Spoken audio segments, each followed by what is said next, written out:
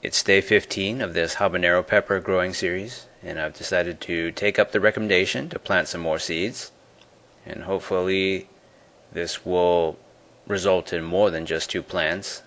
It just seems like nothing else is inclined to germinate, but I think given enough time and the fact that this is maybe a slow germinating species, we could have more plants, and that would go a long way towards ensuring the mathematical odds of getting both yellow and red peppers when harvest season comes. This is the first plant to germinate. It has a reddish purplish stem and 4 leaves as far as I can tell. 2 cotyledons, which look big at this point, but I'm sure they'll soon be dwarfed by the size of the true leaves. So you can see one true leaf coming out here and another very small one at various angles. This is the second plant to germinate. Now I have this elevated on a platform, a monitor stand, and it's very close to a pretty powerful LED light bulb, 1680 lumens. So I think that might affect development a little bit. We'll see if it's too strong or not. I'm noticing with some of my other plants that maybe too much light is a bad thing, and this is growing almost sideways. Alright, it's day 25 of my habanero pepper growing series, and as you can see there's 2 plants, still just the 2, and I've removed the platform under the pot itself. So this is a weaker bulb. It's 1080 lumens instead of 1680, I believe, and I might even have to reduce this further to a 500 lumen LED bulb. And that's because I've noticed with my other plant series, the leaves become a lot healthier and greener if I reduce the bulb intensity. So, as you can see, this cotyledon here, I can zoom in later, it's a little bit yellowed. So if you'll notice, the cotyledons here have a lot of yellowing because they were under that really powerful bulb in much closer proximity.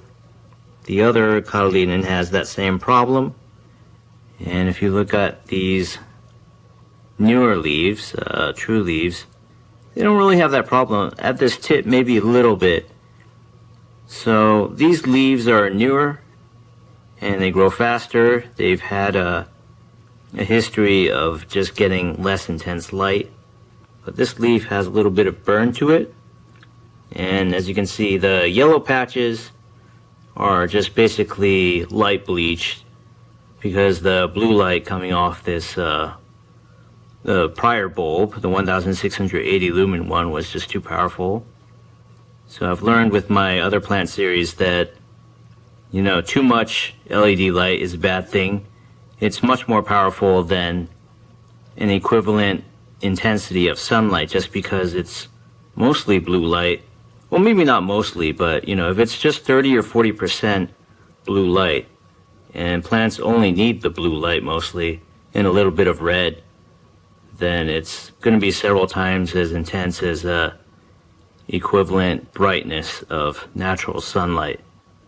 The stem of the second plant is still a reddish purple, and as you can see, this first cotyledon was pinched by maybe the seed husk upon emergence for too long. But this one is just slower to develop. Maybe that leaf tip there being a little bit yellow suggests too much blue light intensity from this LED bulb, and a little bit over there, but overall I'd say this is doing fine.